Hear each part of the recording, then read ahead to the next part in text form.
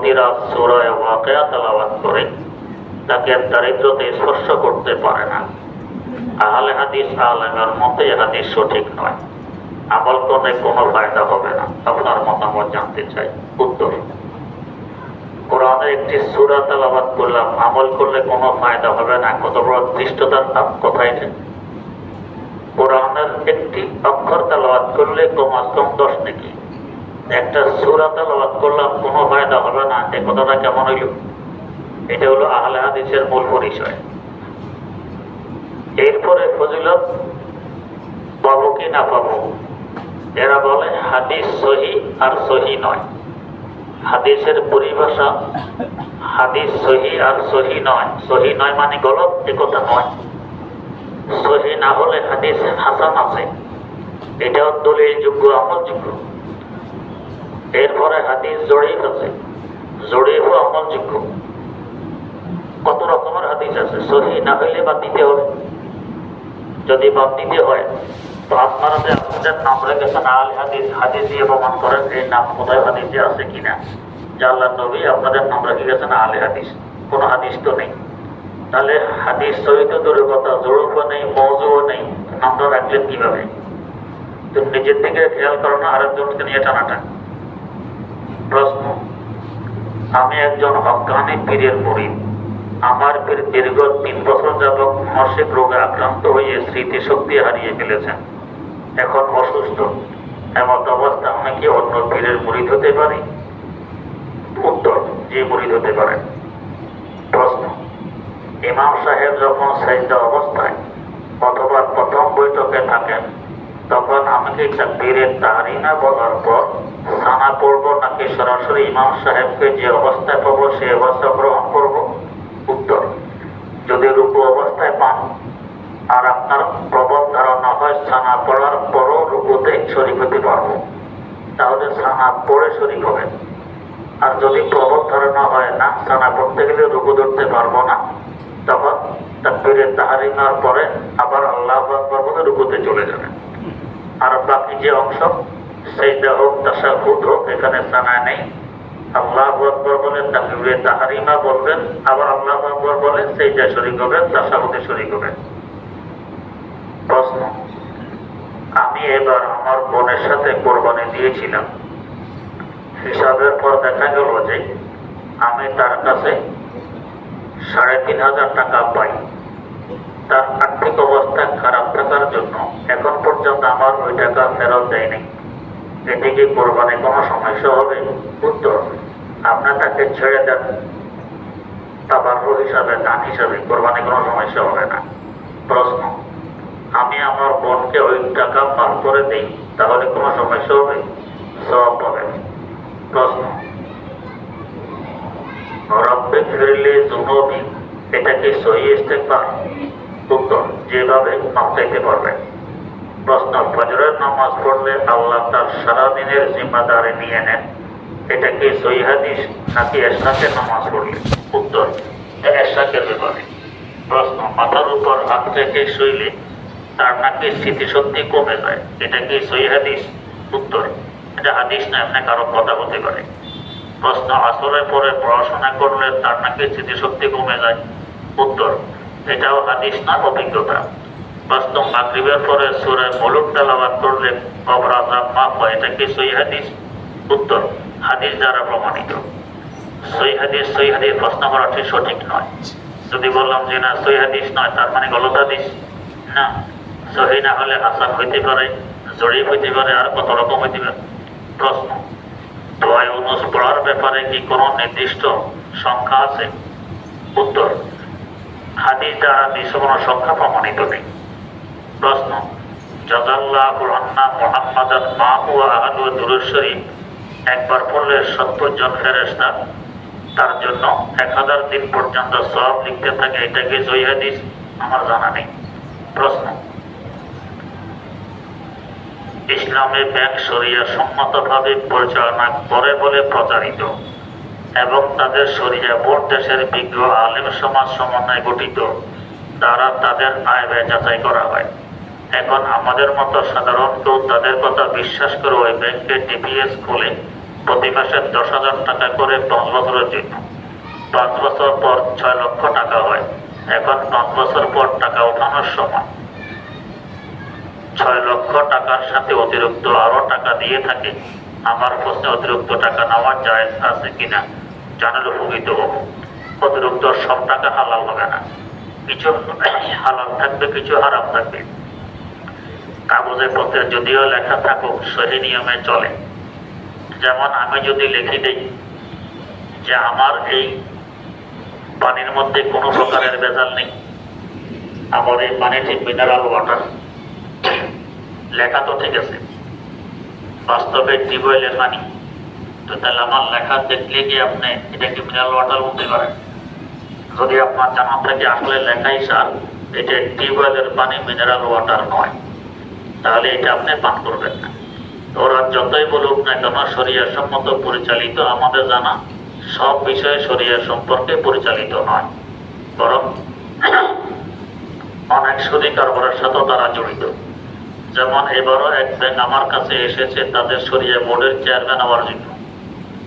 তো জিজ্ঞেস করলাম যে এখন তো পট পরিবর্তনের কারণে আপনারা অনেক বিপদে আছেন, টাকা পয়সার ক্রাইসিস। কই যে বাংলাদেশ ব্যাংক আমাদেরকে 2,000 কোটি টাকা ঋণ দিবে।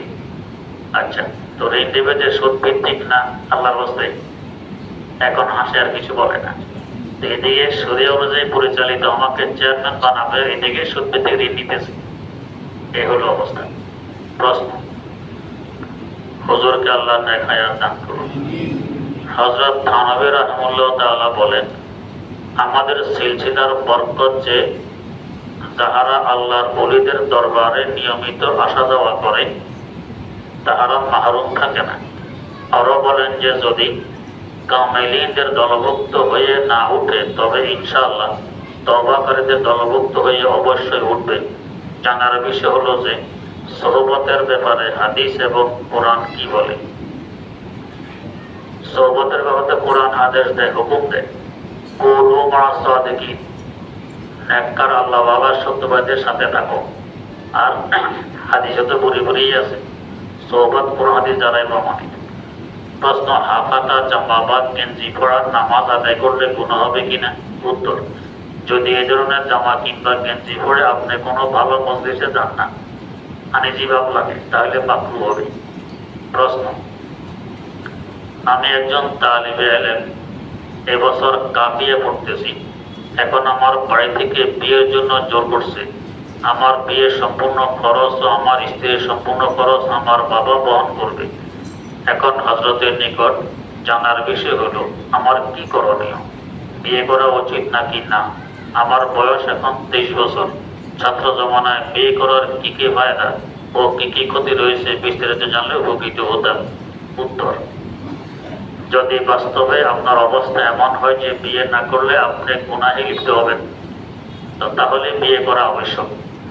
আর যদি এমন না হয় তো এখন আবশ্যক নয়। আর পড়া অবস্থায় বিয়ে করলে পড়ার কিছু না কিছু ব্যাঘাত ঘটবেই।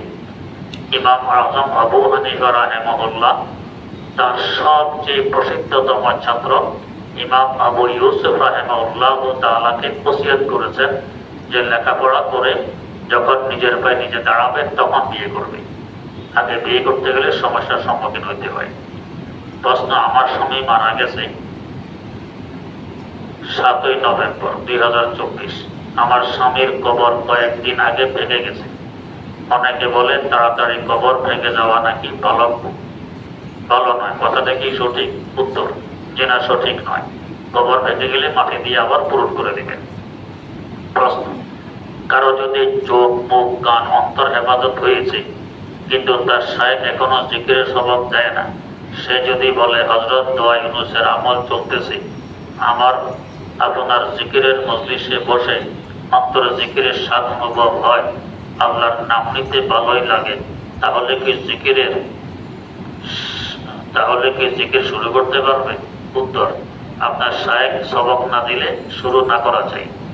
প্রশ্ন, আল্লাহ আপনাকে নেক হায়াত দান করুন।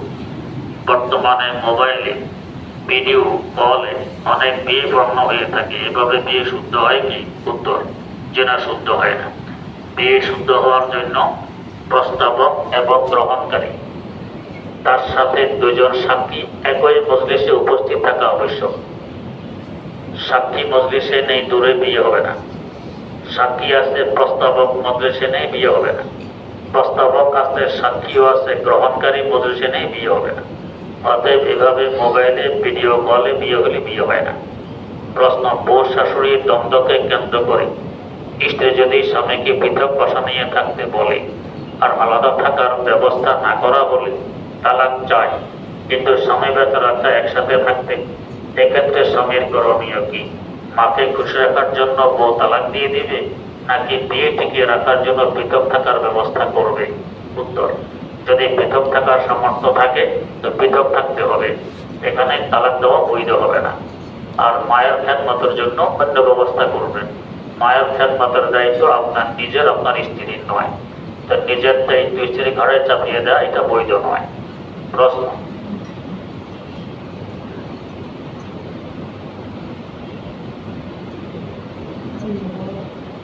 ছেলে এবং মেয়েদের মধ্যে নামাজের কোনো পার্থক্য আছে কি? যদি থাকে সংক্ষিপ্ত আকারে বললে ভালো হয়। উত্তর, অনেক পার্থক্য আছে। প্রথমে দাঁড়ানোর মধ্যে পার্থক্য। ছেলেরা 4 আঙ্গুল ফাঁক করে দাঁড়াবে 2 পায়ের মধ্যখানে, মহিলারা 2 পা মিলিয়ে দাঁড়াবে, ফাঁক রাখবে না। 2 নম্বর, তাকবীরে তাহরিমার সময় হাত উঠানোর মধ্যে পার্থক্য। পুরুষেরা কান পর্যন্ত হাত তুলবে আর মেয়েরা তাদের সিনে পর্যন্ত তুলবে। 3 নম্বর, রুকুর মধ্যে পার্থক্য। ছেলেরা কোমর, পিঠ এবং মাথা সোজা রাখবে আর নারীরা শুধু হাঁটু পর্যন্ত হাত পৌঁছে পরিমাণ ঝুঁকবে, এর থেকে বেশি ঝুঁকবে না। এরপরে সেজদার মধ্যে পার্থক্য। পুরুষেরা পেট, উরু, মাটি সব পৃথক থাকবে, মাটি থেকে উরু পৃথক, উরু থেকে পেট পৃথক। আর মহিলারা একবারে মাটির সাথে মিশে যাবে, পেট, উরু, মাটি সব মিশে জড়সড় হয়ে সেজদা দিবে। বসার মধ্যে পার্থক্য। পুরুষেরা ডান পা দাঁড় করিয়ে বাম পা পিছিয়ে দিয়ে তার উপরে বসবে, আর নারীরা উভয় পা ডান দিকে বের করে দিয়ে বসবে। বিস্তারিত হাদিসের আলোকে জানতে চাইলে এই ব্যাপারে আমার পরিবারের একটি কিতাব লেখা আছে, কোরআন সুন্নাহর আলোকে মহিলাদের নামাজ। কিতাবটি আলহামদুলিল্লাহ বড়ই গুরুত্বপূর্ণ।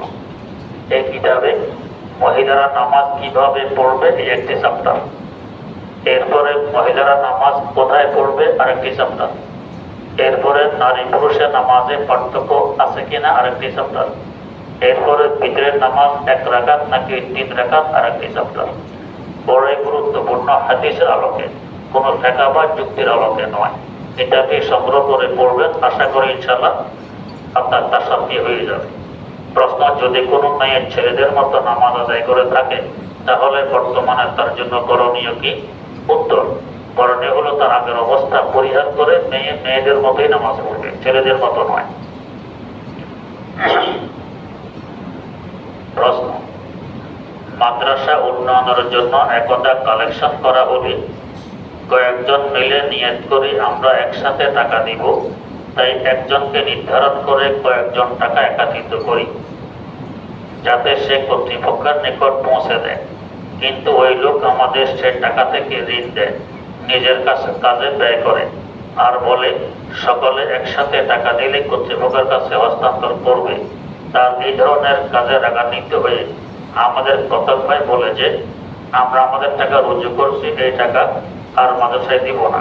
এখন তাদের নিয়ত ঠিক কিনা আর আমাদের এখন করণীয় কি? উত্তর, যদি এই টাকাগুলো যাকাতের টাকা হইয়া থাকে তো আগে নিজে খরচ করেছে কিনা আরেকজনকে ঋণ দিয়েছে, যাকাত আদায় হবে না। যাকাত দাতাদের যাকাত আদায় হবে না, বড় স্পর্শকাতর ব্যাপার। এই কাজটি তিনি মারাত্মকতম নাজায়েজ করেছেন। হ্যাঁ, এখন যারা টাকা দিয়েছেন তারা যদি আবার ফেরত নিয়ে নেন, যাকাত ফিতর হলে তো আবারও যাকাত ফিতর যে খাত আছে সেখানে ব্যয় করবেন, আর যাকাত ফিতর খাত না হলে নিজের জন্য ব্যয় করতে পারেন। তবে যেহেতু নিয়ত করেছেন মাদ্রাসায় দেয়ার, নিজের মাদ্রাসায় পৌঁছে দেবেন, এটা ভালো। আলহামদুলিল্লাহ রাব্বিল আলামিন।